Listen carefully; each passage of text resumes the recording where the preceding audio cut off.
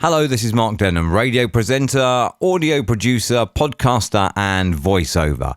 And we are back on the audio journey. Now, I have to start with an admission.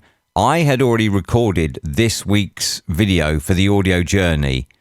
And then I thought, oh, no, wait. I've missed out something kind of essential that I think you need to know. And that is the different ways of changing your audio. Okay? By that, I mean changing the volume of your audio. Now, you have this wheel here. You can scrub this to the right and it will increase the audio. You can scrub it to the left and it will decrease it. I'm not talking about that. What I'm talking about is the difference between normalization, compression, and limiting. Okay? So what we'll do is we will just go through these three because these are very, very important things in terms of production. Before we get any further in the journey, I think it is kind of essential that you understand these. The first one, as I say, is normalizing. And we looked at this last week. Effects, amplitude and compression, normalize process, normalize to -3, and down it goes. What that's done is it's looked at our target of -3. It's analyzed the audio and find the peak. And this is peak normalization. It then reduces the entire audio by that amount. So if I take the preview window off for a moment here and we have a look at this audio, you can see now the maximum is -3 because that is the loudest part. Everything else has got quieter by the same amount. Let me do this again. Tell you what I'm going to do. I'm just going to shrink it right down by using that, okay? Now that audio is very, very quiet now. Flawless mixes. That's around -15 dB. If we go into effects, amplitude and compression now, normalize, peak normalizing here, normalize to -3 dB, and there it is, back again. You can see that there is no change in the dynamic range. The difference between the loudest parts and the quietest parts are still the same. That's normalizing, and it is worth saying that you can only normalize in the waveform. You cannot multi-track normalize. You can compress and you can limit within the multi-track. And I'll show you now the difference between the normalizing and the compression. Because we're doing voiceover and podcasting, we'll stick with the simple single band compressor, which starts here at the default rate. And if we have a look, we'll select -20 as our threshold. Now, what that means is the compressor will work on anything that goes above -20 dB, and anything beneath -20 dB will not be compressed. The ratio is how much it's compressed by. 1:1 is no compression. Let me put the preview window back on for this. 1:1 is no compression at all. If we stick it 2:1, you'll see there is a difference now in the shape and size of our waveform. And also you'll see that the dynamic range has become less. Compression is basically making the dynamic range of the audio, making the peaks and the quiet bits closer in volume, rather than normalizing, which will keep the entire dynamic range. So if I was to shout and then I was to whisper, if you compress it, the difference in that volume will be less. If you normalize it, it will either be louder or quieter, depending on what you've normalized it to. But the difference between the high part where I shouted and the low part where I whispered will be exactly the same. Now, you could set this all the way up to -30, and you can see that's drastic now. There is absolutely no dynamic range. Up here, this is the actual file. This is the preview showing you what will happen if you apply that effect. And again, you can do it from over here too. You can add it in here if you're going to chain them together and see like the overall effect before you apply all of them. But for now, we'll just look at this single effect here, and then let's have a listen. Flawless mixes.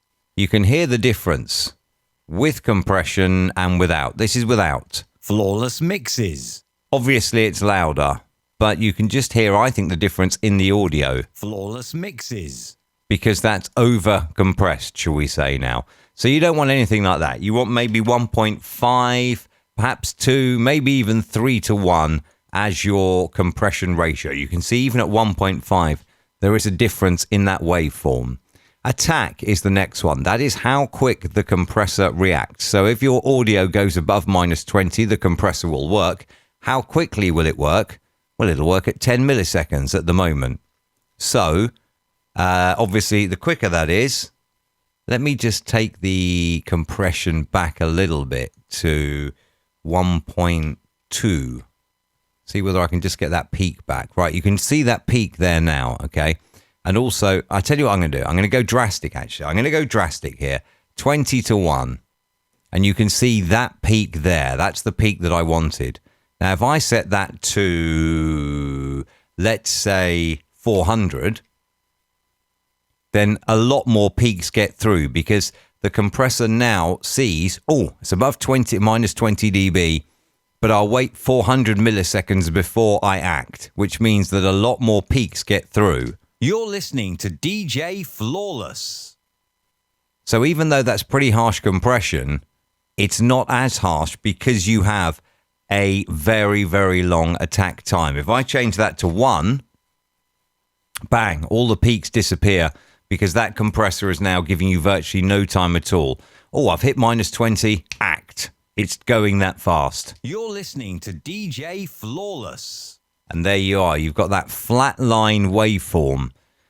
We don't want anything like that. We'll go back to 10, which is pretty good. And we'll put that back to a more reasonable 1.5.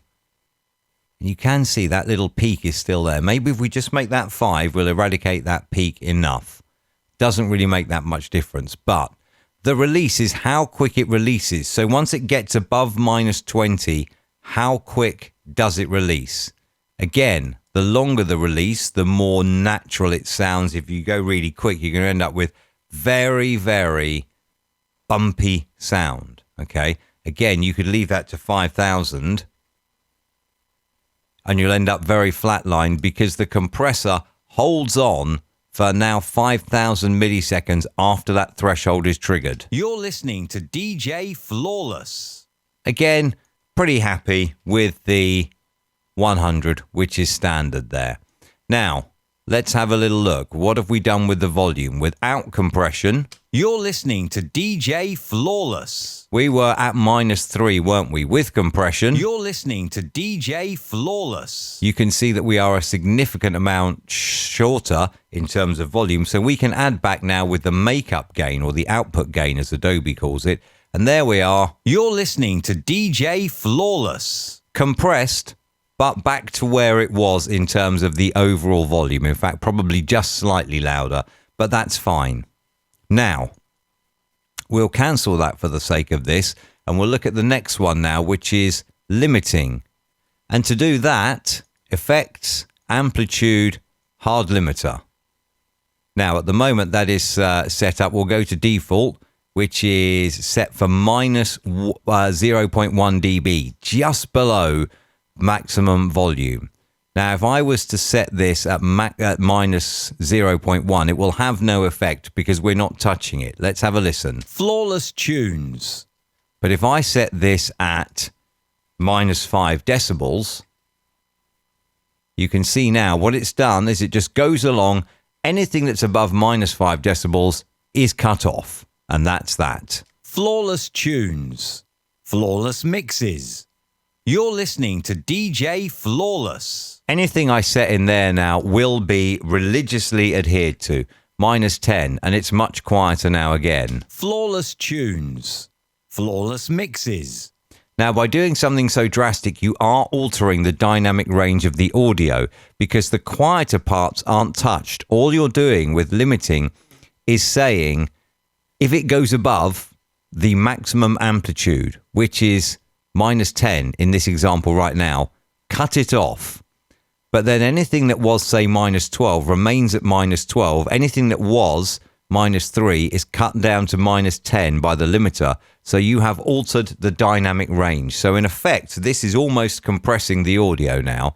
So if we go for minus 3, nothing at all now in this audio will go above minus 3. So if I was to go up here and boost the volume, there you are, that's horrible now. It's all distorted if you listen to it without. But don't worry, we are working in 32-bit float, so that's fine.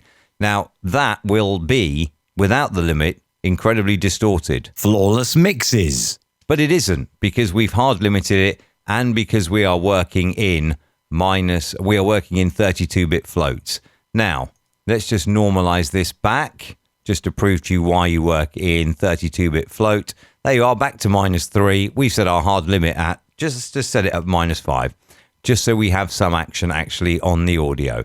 Nothing now down here. Flawless mixes. Goes above -5. Input boost. This is where you can alter drastically the dynamic range of the audio. With the -5 here, no audio will go above -5, but you have still got this quiet bit here. Let's just listen. See, that's peaking at -9. This input boost, if I was to add 5 to that, the input boost, what that now does is everything is boosted by 5 decibels, but it still can't go above -5. So you have drastically altered the dynamic range of this audio. You're listening to DJ Flawless. And you can see, like the single band compressor when we overcompressed, it's almost the same.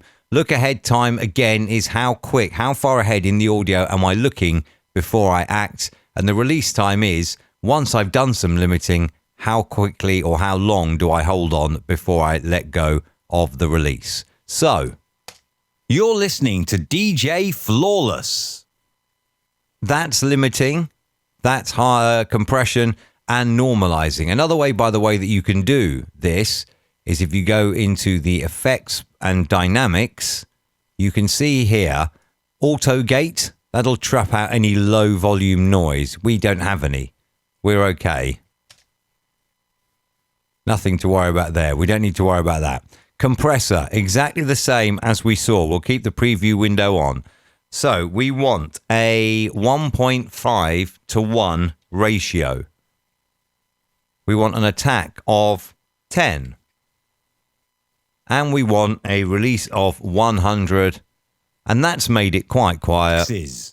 You're listening to DJ Flawless. So let's stick on some makeup gain, it's called here. Notice in the single band compressor, it's input gain. In this, it is makeup gain. It's the same thing. It's the amount of volume to add back to the audio. Let's do that. Crazy, I know, but let's do that. You're listening. Oh dear, it's clipped. So we'll put on the limiter at -3 dB like we had. And you can see here that if we do this, we have achieved the same using one effect as we did using the single band compressor and the hard limiter. Flawless tunes. Flawless mixes. You're listening to DJ Flawless. Now, you can see here, let me show you. Flawless mixes. You're listening to DJ Flawless. That shows you how hard the compressor is working. All right, so the compressor, when it lights up, it's working. If we set the threshold at -40, you'll see it work even harder. Flawless mixes. Flawless mixes. That's because you're saying anytime you now get above -40, act on the audio. If we set it at -10, it'll work even less. Flawless mixes. And flawless mixes. And the same here with the limiter. Because I've added a ridiculous amount of makeup gain, every time this goes red, the limiter is active. Flawless mixes. Flawless mixes. So what you really want to do here is you just want, if you're doing it this way, you just want that limiter to be tickled. So flawless mixes. Flawless mixes. Flawless mixes. Flawless mixes. Flawless mixes. Flawless mixes. Flawless mixes. Maybe even that's a little high. Flawless mixes. Flawless mixes. So that's now just tickling the limiter. Flawless mixes. There you go. You can do it in a number of ways, but it is essential that you understand when you are working with audio the difference between normalizing, not affecting the dynamic range in any way whatsoever, and compression, which does affect the dynamic range, and limiting, which also can affect the dynamic range. You can either do it, effects, amplitude and compression, normalize process. That's the only way to achieve that. If you want to compress your audio, you could do it the old-fashioned way, which is to add the single band compressor. If you want to limit it, you can do it using the hard limiter under amplitude and compression, or you can go into dynamics and you can bring up this panel, which shows you the compressor, the limiter. The auto gate means any quiet sounds are cut out from the audio, as does the expander as well. Let me just briefly cancel that. What we'll do is we will drop the volume here now. So this is quite quiet. Okay. Flawless mixes. You're listening to DJ. Now, I'll just show you very, very briefly here the amplitude and compression, dynamics, just show you the auto gate. Now that is with an auto gate set at -20 because I have shrunk down this audio. You can see here, there is our original audio at the top. There is our preview audio of what it would be like if I set an auto gate at -20.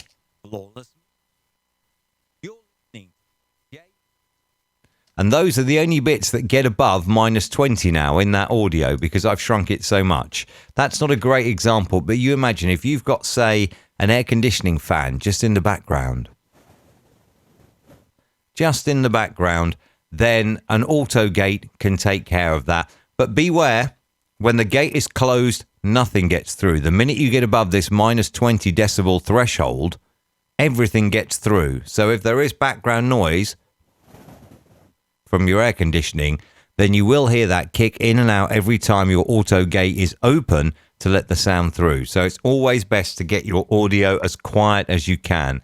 A downward expander is something very, very similar, not quite as drastic here because it's set on a 1-to-1 ratio. This is like compression in reverse. Anything that's beneath -20 dB is going to be affected. At the moment, that ratio is 1-to-1. So really, there isn't any effect. You're listening to DJ Flawless. And again, without. You're listening to DJ Flawless. You're listening to DJ Flawless. And with. Now, in order to make the expander work, we have to up the ratio. You're listening to DJ Flawless. Now you can see the expander is not as harsh as the auto gate. The auto gate is very much open or closed. Again, you have an attack and you have a release, so you can change how quick the gate closes and how quick the gate opens. With the expander, it's not as harsh. You can see the same setting, -20. You're listening to DJ Flawless. Now that's obviously having an effect, but when we click the auto gate on, now if we change this, you'll see that more of the audio will get taken out altogether. That's your auto gate and your expander, the other parts of that dynamics menu. The one other thing I will show you is, I did say always work in 32-bit float. Clipping or distortion is either analog or digital. If you record in and it's clipped or distorted at recording in, that is analog compression and your audio is ruined. This is fine audio. Flawless mixes. Now, if I was to boost that by 15 and then boost it again, oh, look at that now. Flawless. Sorry. Let me just turn that down a little bit, but you'll get the hang of this now if you watch the VU meters. Flawless mixes. That's horribly, horribly distorted. But because I am working in 32-bit float, normalize back to -3, and there it is, in no way whatsoever harmed. Flawless mixes. So if you are, say, adding effects onto this, let me just show you very quickly. I'm going to stack up a couple of effects. I'm going to stack up single band compressor very quickly just to show you. Right, so there's the single band compressor on, and then I'll add maybe a bit of modulation and chorus. And we'll come to these, by the way, in a future video in the journey, and then maybe we'll have a bit of chorus, modulation, and chorus, and we'll go for the. Let's go for this is the flanger and chorus. I don't want that because I've already added the flanger. I'll add just the chorus. How about that? Chorus, and we'll go with 10 voices. And you can see that that will boost up the volume. And there we are. We're now tickling the red. Flawless tune. Where we are over. But that's fine, because we could apply that. And now you can see here our audio. If we go into amplitude statistics, scan the selection. And if we just zero in on that selection, possibly clipped samples, 96 on the left, 7 on the right. So what that means is there are 96 points in this on the left channel that go above 0 dB. But it's fine, because if we just normalize this now, because we're in 32-bit float. Flawless mixes. You're listening to DJ Flawless. There you go. There is the audio, complete now with effects and not distorted. Hopefully you've learned today the difference between normalization, compression and limiting. They are very, very handy things that you will need to know as this goes on. And as I say, I had recorded today's part of the audio journey already, but I thought, no, I've missed out on these basics before we go to the next step. So there it is. Today's one, a little longer than previously, but the difference between normalization, compression and hard limiting, all of which have their place, but you need to know what they do to know their place. Thank you so much for checking out the audio journey today. Next week, we do have the basic processing. We've done the very, very basic processing of this voiceover. Let me undo the effects that we put on. Hang on. I'm going to undo the effects that we put on. There we are. So we've done the basic processing last week of this. Flawless tunes. Next week, you will see how you can make that into something that's actually worth playing as a DJ drop, as part of the audio journey. If you need any more information on the audio journey, markdenham.com has all the blogs. You can contact me using the tab on the website, or leave a comment below if you would like any help with anything. And don't forget, if there is anything I can do for you, voiceover recording, remote voice tracking of radio, audio production, podcast production, use the contact tab on the website. Keep yourself safe. Thank you for checking out this episode of the audio journey, and we'll speak next time.